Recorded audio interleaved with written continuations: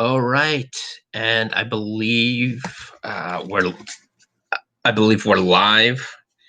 Uh, forgot forgot that I had my headphones plugged in for a second, and as you can see, the titles of these live streams are becoming less and less creative as the months progress.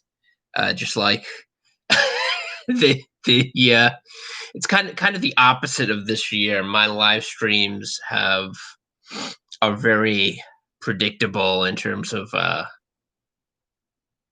their nomenclature, uh, because I don't have that much energy to think of creative names, and also there aren't that many defined topics I have for the live streams as opposed to the prepared videos, which I might do sometime in the coming. Oh, and I see someone has already left. Two people have already left. Hi, Alejandro. Oh, someone's back, but at least one person is not enthusiastic about this live stream. I might do some pre-recorded videos that I'll upload next year. Depends on. I guess it depends on what happens. Hi, Tower Time, or the Tower Time. I've been meaning to ask you about the name, where you got that name, but if you don't want to discuss it, that's all right.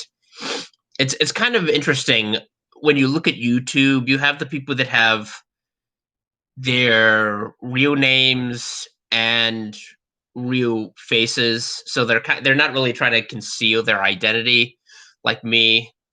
Um, you have the people that are for pretty reasonable reasons want to conceal their name. They don't want to because we live in an environment where you're punished for having dissenting opinions. So they don't they want to either conceal their name or their face. One thing I don't get is the people who use their real face and you can actually see them on their videos, but they use some sort of pseudonym to protect their identity. I mean, I'm sure there's a rational explanation for that, but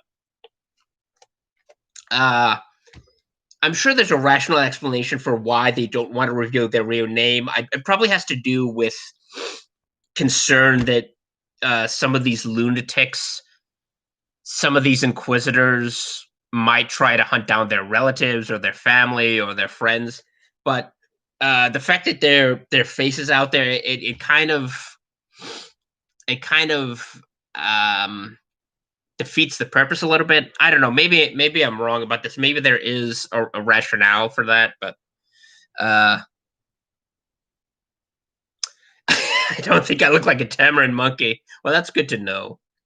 Yeah. I mean, I've watched some of your videos. It's kind of interesting. The anime thing um is interesting. The only anime I've actually watched is really the Studio Ghibli films. I was never that into it, but um, I watched Spirited Away many years ago, and it was really fascinating. The way it was done, it was like a regular feature film.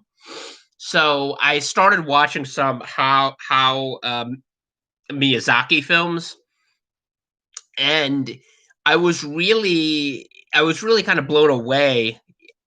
They were really impressive.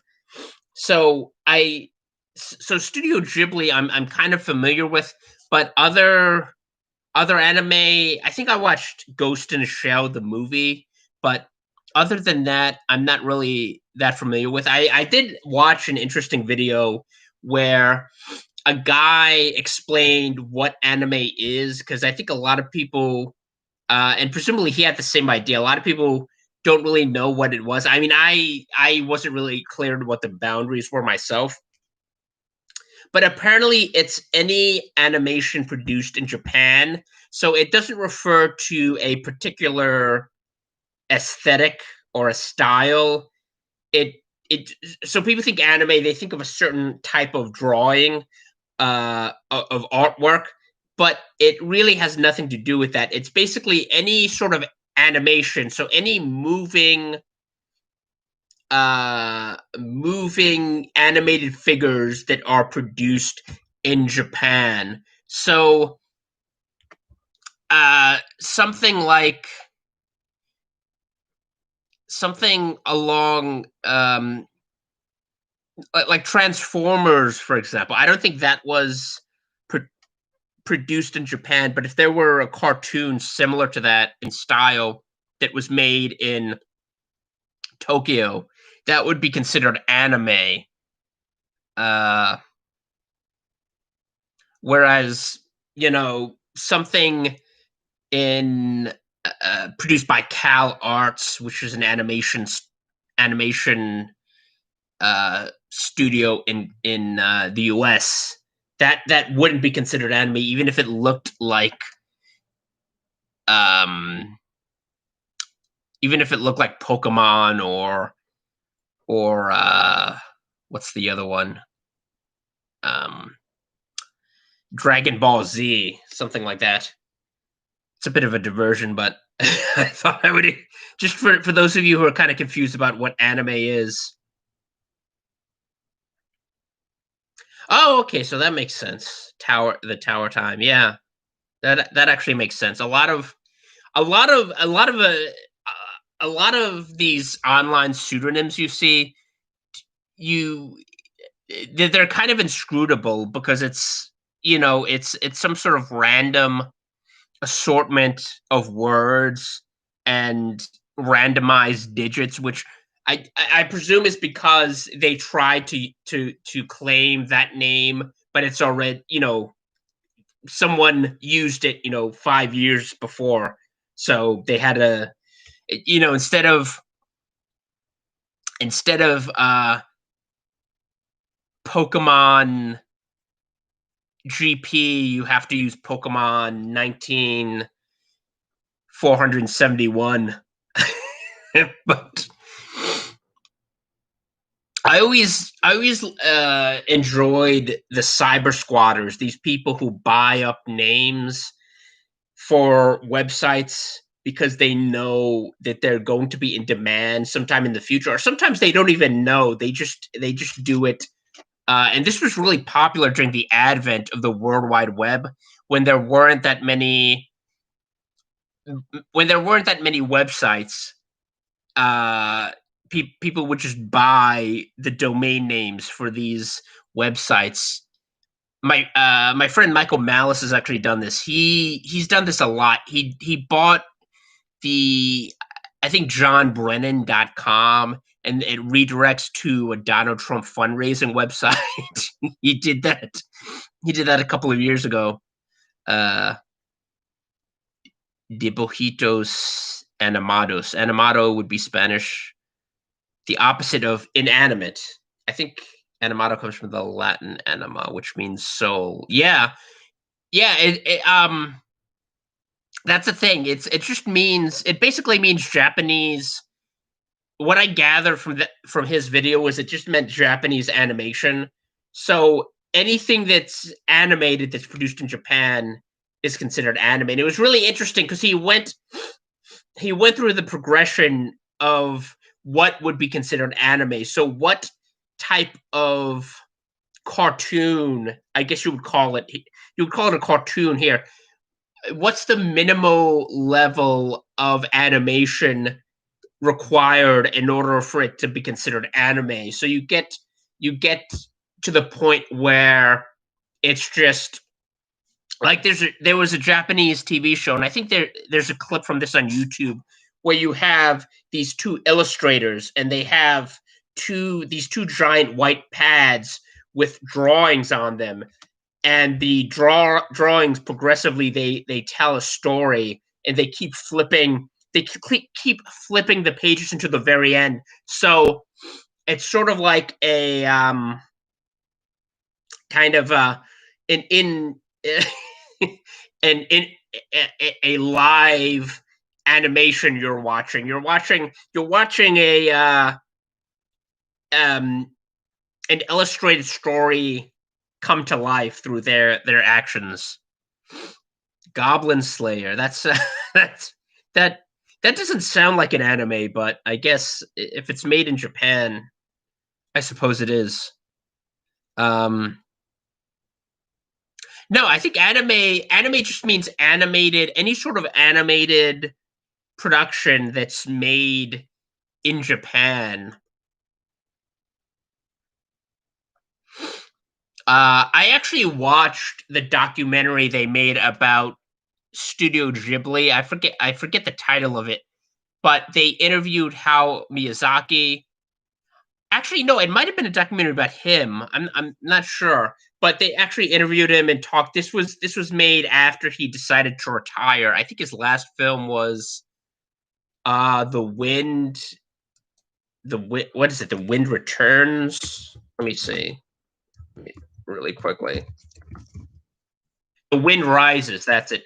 The Wind Rises, and I remember that was actually kind of controversial because it the plot revolved around a young boy who was or a young man who was sort of under the tutelage of an aviation engineer who was Italian, and it took place during the period of Mussolini's rule. So after the fascists had attained power in Italy, that was the time period or the time frame in which it took place. And I was kind of surprised because when I watched it, uh it wasn't even it didn't really revolve around politics per se. It was more like like most of his films revolve around relationships in some way. That you have this uh usually either a young girl or a young boy. There was actually, I think, and a lot of Studio Ghibli films are like that. They had that film Porco Rosso, which was basically about a pig fighter pilot. I think during World War I, which was kind of interesting. Um, but they're usually about relationships, and I guess the appeal is they're the children can watch them, but they're not really. I don't know. Maybe I'm wrong about this. I don't think they're designed specifically to appeal to children. It's not like these Disney animated films, which are focused exclusively. They're catering to children, and that's one of the reasons. And I don't know if Disney still does this, but they used to re-release all of their animated pigs fly. Exactly. They used to re-release all of their animated features every decade to decade and a half to get a new to to get a new audience, a new crop of children that would be inculcated into loving Disney, which didn't work on me because I dislike Disney. There's like I can name there were only a handful full of Disney uh uh there are only a handful of Disney films that I really enjoy and that I think are really worth watching. I mean, their interpretation of Alice in Wonderland, I think, is still probably the best cinematic depiction of that or adaptation of that book. Dumbo, I actually loved that when I was a little kid. Um, Pinocchio, maybe, and maybe a few others, but for the most part, Disney is really underwhelming. Like I never understood the people that are obsessed with Disney. And Kurt Anderson did a show about this on his podcast Studio 360. I don't think it's around anymore. I think it ended, but he did an entire show devoted to examining the fascination with Disney. And at one point, he talks about this how it's sort of this synthetic, artificial world meant to, um, in one sense, appeal to children, but also sort of appeal to this weird nostalgic feeling among adults that and you if you look at what the a lot of the stuff that Disney uses, most of it, in fact, if you're talking about the cartoons or the animation, a lot of it was pilfered from old um, from folklore, from Hans Christian Andersen tales, and or from Japanese folklore, or from different things, and they really neutered and bowdlerized the the tales in the process of making them, I guess, making them appealing to a mass audience. They kind of bowdlerized and diminished the tales. So like I've never really understood the appeal of Disney. I've never been to Disneyland or Disney World. Uh I have a friend who actually worked at Disney, that Disney store in Manhattan. I forget what it's called, but she's an actress and she worked at, which I guess, I mean, if you're in the performing arts, something like that is appealing because you can sort of hone your craft. Yeah, that's another reason to dislike Disney. They're one of these. It's like the Mitchell estate with Gone with the Wind. They've copied Steamboat Willie. Is something from 1921, or I don't even remember when it was. Probably even before that, like the early part of the 20th century, and it's still copyrighted. These are things that should have been released into the public domain many years ago, and Disney still exercises control over that. So you can't even take a Disney quote unquote creation and embroider upon it or use creative license to create a unique work, despite the fact that most of these things Disney plagiarized and purloined from other sources that are that are technically in the public domain. Um, yeah, that's another thing. The instead of what they're doing now, because when I was a kid, they used to do this. I guess with the exception of Song of the South, that they've entombed that. But like they used to re-release all of these Disney films every 15 at 10 or 15 years for a new crop of children. But now they're making these terrible uh live action versions of popular Disney animation, which which I've never actually seen any of these, but I've heard that they're unwatchable. Like the Will Smith, and I say this as someone who's never actually watched Aladdin, the one with Robin Williams, but apparently the Aladdin with Will Smith is just a dreadful. I mean, he completely mutilates that role. Um, No Mobile. That I've never heard of. I know they have a bunch of these weird gnome related, like these um low budget, like direct to DVD companies have a bunch of gnome related cartoons. Uh but I No Mobile, I've never heard of that.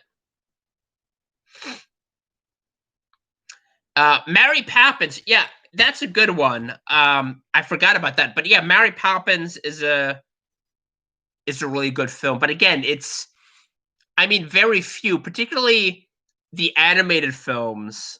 Like the really good Disney animated films, basically ended sometime in the 1980s. Um, at least that's my that's my that's been my impression. Being a Mouseketeer was like striking gold. for that's Did they still have the Mouseketeers? I know Disney for a while they had that in the 90s, because I know a couple of these famous pop stars started as Disney as started on the Disney Channel, and I think the Mouseketeers, or the reincarnated version of the Mouseketeers, was one of the vehicles for them. I know the most famous, and she's passed away, unfortunately. But I think Annette Funicello was probably the most famous Mouseketeer at one point. I forget who else, but yeah, that was a huge star vehicle for a while. Yeah, it's warm in other parts of the country. In New York, it's not it's not so warm. I think it's in the 30s here. You can't see it, um, but if I stood up, I could. Right now I'm looking at snow. There's like a mini blizzard going on outside my window. I don't know if it's a blizzard, but there were like um there was like a little dusting of snow earlier, but then it stopped, and now it seems to be really coming down. Uh one of the good things is that according to the Farmer's Almanac and other prognostications, and I guess you could take this with a grain of salt, but it's supposed to be a really warm winter.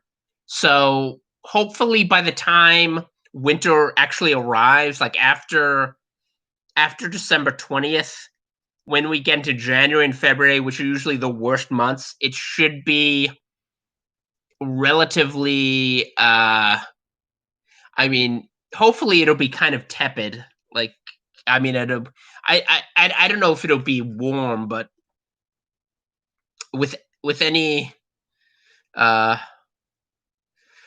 God willing, it won't be that bad. Because yeah, I'm not a fan of global warming passed over Oklahoma. Oh, hey, hi, Bill for Speed. Yeah, yeah. I mean, it's I don't know the almanac. See, I trust the Farmer's Almanac more than I trust meteorologists or these climatologists who work for the IPCC. Like the people doing climate modeling, I don't really trust.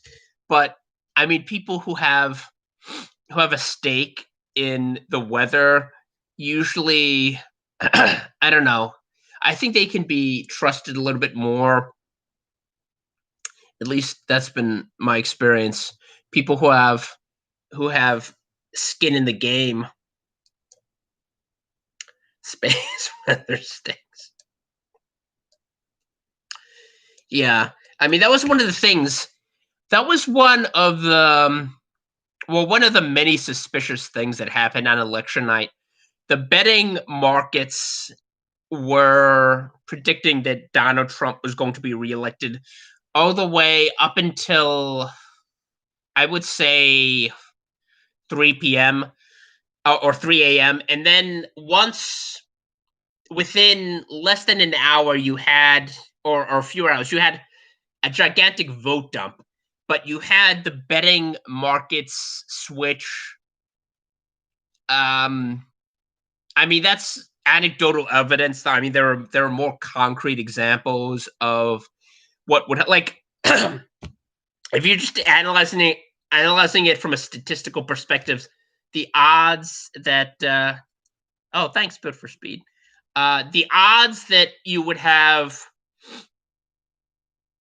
a wave of support for congressional Republicans, you would have congressional Republicans retain every single. As far as I know, things may have changed. So correct me if I'm wrong, but they retained every single. They held every seat. So every Republican incumbent who was running for reelection was reelected. As far as I know, they gained a large number of seats. Now, of course, and this just happened in a congressional district upstate. A judge is allowing ballots that were found to be counted in order to let a Democrat win that race. But as far as I know, they held every seat and they won a large number of seats to the point where, for briefly, that the control of the House was in question, and they also retained every Senate seat, at least the ones that didn't go to runoff. So you had the you had the Republicans have enough support nationally to retain both houses of Congress, and yet at the same time, the incumbent president lost ostensibly. So you have to reconcile these two almost statistically impossible things. Like you have to be laboring under the presumption that there was a wave of anti-Trump animus, that so many people hated Trump that they wanted to turf him out of office, yet at the same time they had no problem with Minority Leader Kevin McCarthy and Majority Leader Mitch McConnell. You have to reconcile these two things, and you can't really do that without just ignoring the kind of ubiquitous element of electoral fraud. Yeah, Epoch Times and Newsmax. I actually did. I didn't realize it. I have a book from WorldNet Daily Publishers, Why I Left Islam. This was published years ago, but WorldNet Daily, I don't even know. I don't even know if they're still around, but it seems like they would be, the type of. It's funny. The only time I saw One American News Network live was when I went to get a haircut after when they reopened the barber shops and hair salons. I went to get a haircut at this place on Highland Boulevard, and the hairdresser there, she apparently she was from Georgia, the former Soviet Republic, and she was watching One American News Network before I came inside. But that's the only time I've seen that live. I don't know if it's difficult to understand. I mean, one of the things that's perplexing is that people aren't, at least on the left, they suspend their disbelief when it comes to American politics. So they don't consider the possibility that there's an incentive to commit electoral fraud, to buy votes, to sell votes, and to determine the outcome of elections. They think that that's something that just happens overseas in sort of tin horn dictatorships and third world countries,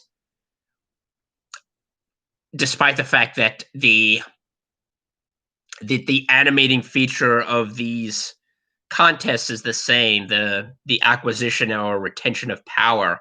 So riddle me that. But we've been going on for a half hour, so I think I'm gonna wrap it up because I am a little bit chilly. I might get something to eat for lunch, who knows? But I think I'll wrap it up. Thanks everyone for coming. Christine, David, Scott, Mr.